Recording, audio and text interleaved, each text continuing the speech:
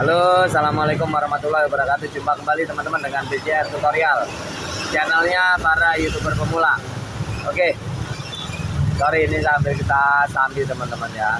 Ya inilah caranya jemput rezeki ya itu. Satu kita menanti monet, yang satu kita datangi dengan berdagang. Ini salah satunya ya. Ini jadi saksi lah teman-teman ya, yang sekiranya terus mengikuti BCR Tutorial ya. Oke, apa ini yang mau dibahas bang? Oh sorry, ada lalat. Jadi gini teman-teman, kan teman-teman selama ini kadang kehabisan konten ya, kehabisan ide mungkin ya, atau mungkin teman-teman pingin sih tahu, pingin kan tahu ya, tapi pingin videonya rame terus kan itu. Caranya sebenarnya sangat simpel dan sederhana. Mungkin teman-teman ya bisa perhatiin ya. Channel BCM ada beberapa, alhamdulillah dari target yang kita buat semuanya terlampaui ya, memenuhi target. Makanya kembali lagi teman-teman, kalau jadi seorang konten kreator, posisikan kita sebagai konten kreatornya ya, jangan sebagai penonton. Artinya apa?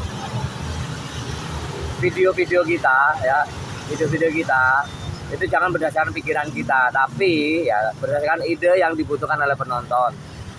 Salah satunya apa bang? Salah satunya gini, teman-teman mungkin pernah ya, bagian beberapa kali sering ya, itu satu menanggapi komentar, itu salah satu ide yang akan muncul. Jadi itu jadi konten ya, kita akan bahas apapun itu, walaupun itu isinya harus mengulang, tidak masalah ya, karena itu satu pertanyaan dan kita wajib jawab, dan itu posisi kita memang sebagai konten kreator, bukan penonton ya.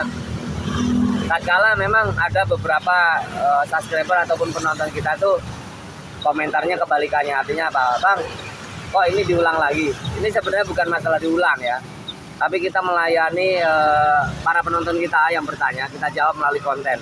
Itu akan lebih enak dan mudah dicerna ya. Sorry, suara ayam tak siapa, istri saya lagi nggak tahu nonton TikTok ya. Jadi balik lagi, apa tadi sampai lupa lagi.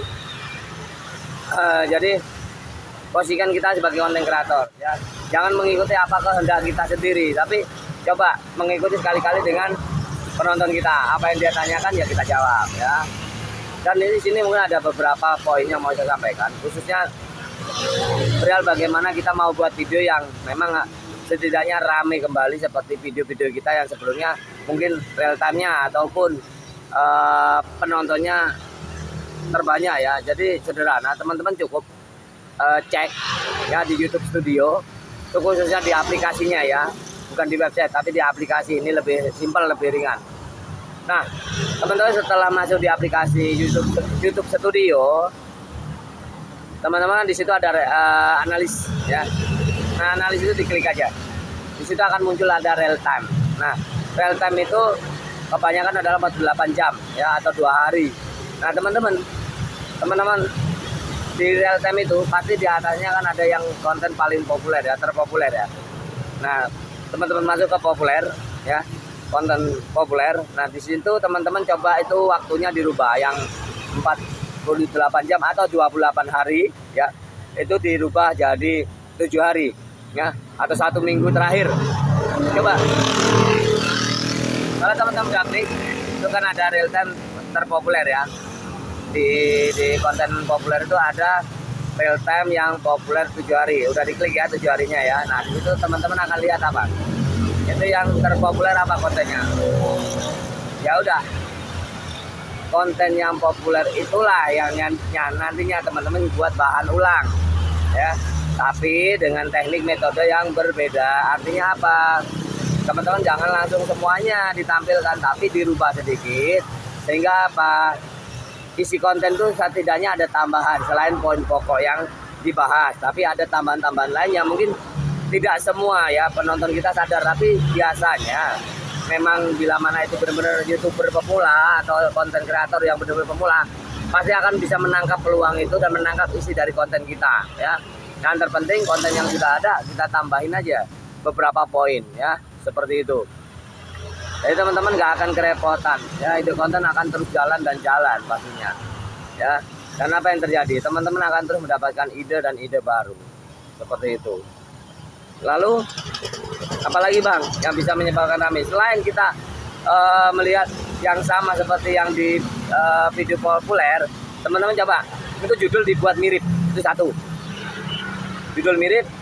Nah, misalkan kalimat-kalimat juga ada yang mirip ya, mirip tapi bisa diinovasi atau ditambah-tambahin sendiri ya. Jadi kreatif inovasi itu butuh, penting ya bagi seorang konten kreator ya, khususnya apa, perihal tutorial. Kalau non tutorial, teman-teman cukup merubah tempat kalau itu mainan.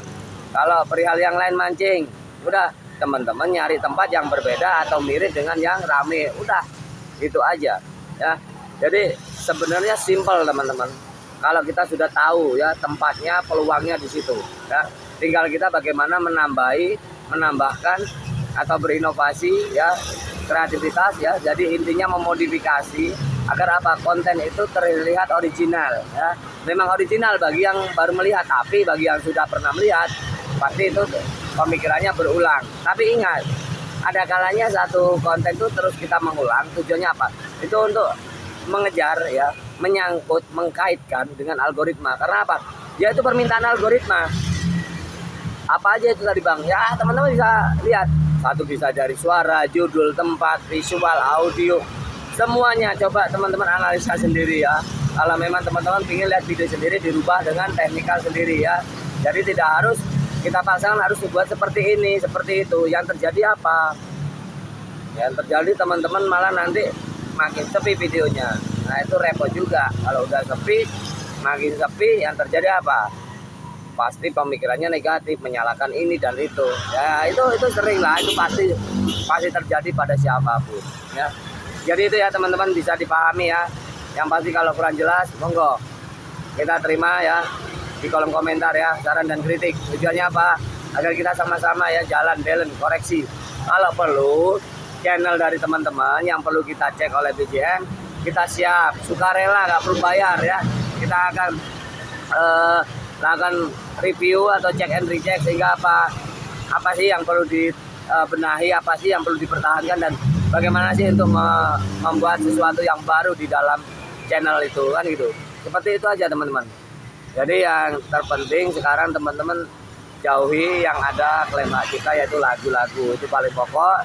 Yang kedua, re-upload. Karena apa? Ini sudah banyak ya, banyak sekali yang terjadi. Mungkin gak hanya ribuan, puluhan ya, tapi udah ratusan ribu mungkin ya yang sudah ke-banned. Nah, atau dismonet. Karena apa? Yang dismonet ini bagi mereka-mereka yang sudah jalan selama ini sudah normal. Malah ada channel besar juga yang saat ini sudah nggak nongol lagi. Nah itu karena mayoritas adalah re-upload. Nah itu tanda-tanda bahwa video re-upload resikonya besar teman-teman ya. Jadi kembali lagi teman-teman lebih waspada, lebih hati-hati ya, lebih memperhatikan ke original atau keaslian dari videonya teman-teman sendiri ya. Terima kasih sudah nyimak video ini. Salam sehat untuk kita, salam sehat untuk keluarga. Ingat, sukses wajib diperjuangkan. Oke, wabillahi taufik wal hidayah. Wassalamualaikum warahmatullahi wabarakatuh.